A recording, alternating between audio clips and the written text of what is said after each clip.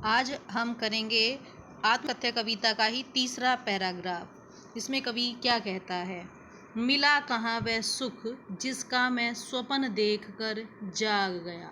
कवि कहते हैं कि मेरे जीवन में वो सुख कहाँ है कि जिसके सपने को मैं देख करके जाग गया। कवि कहते हैं कि सपने में मैंने देखा कि मेरे जीवन में है वो सुख आ गया है, लेकिन जब जैसे ही मैंने आंखें खोली तो वो सुख कैसे चला गया। आलिंगन उसकी बाहों में आते आते मुस्कुराकर जो भाग गया, मुस्कुरा करके खुश हो करके।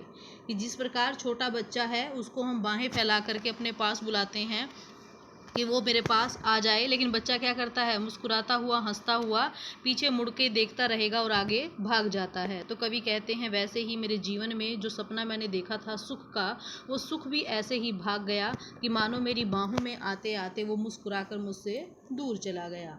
जिसके अरुण कपोलों की, अरुण होता है लाल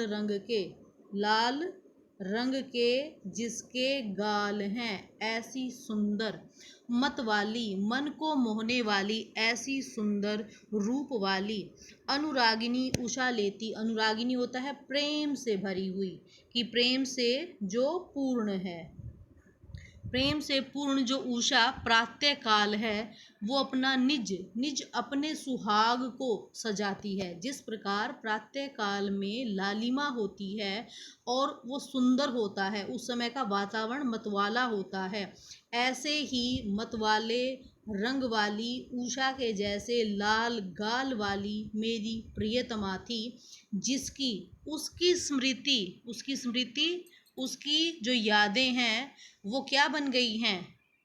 उसकी स्मृति मतलब याद, उसकी जो यादें हैं अब उस पथिक रूपी पाथे होता है सहारा, कि वो मेरा सहारा बन गई हैं। कि जो उनकी पत्नी थी वो कैसी थी, जिस प्रकार प्रातःकालीन उषा आनंद और प्रेम से युक्त, लालिमा से युक्त होती है, ऐसे लाल रंग के गालों वाली सुंदर उनकी पत्नी थी।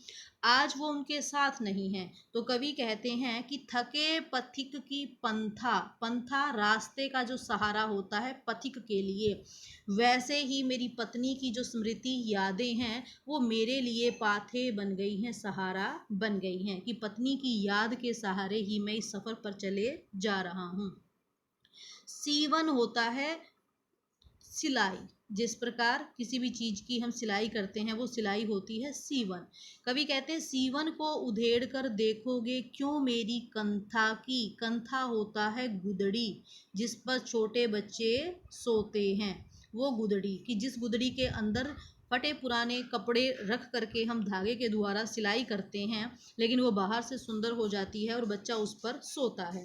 तो कवि कहते हैं कि मेरा जो जीवन है, मेरे जीवन रूपी गुदड़ी को, कंथा को, मेरे जीवन रूपी गुदड़ी की तुम सिलाई उधेड़ कर क्यों देखना चाहते हो। इसलिए कहा है कवि ने कि जिस प्रकार गुदड़ी के अंदर पुराने वस्त्र होते हैं और वो फटे हुए होते हैं और लेकिन बाहर से वो सुंदर होता है, ऐसे ही कवि का जीवन बाहर से सुखमय लग रहा है लेकिन अंदर उसके जीवन में बहुत सारे दुख हैं। इसलिए कवि ने कहा है कि तुम लोग मेरी इस जीवन रूपी गुदड़ी को किस लिए उधेड़ कर देखना चाहते हो, अर्थात मैं अपनी आत्मकथा नहीं लिखना चाहता हूँ।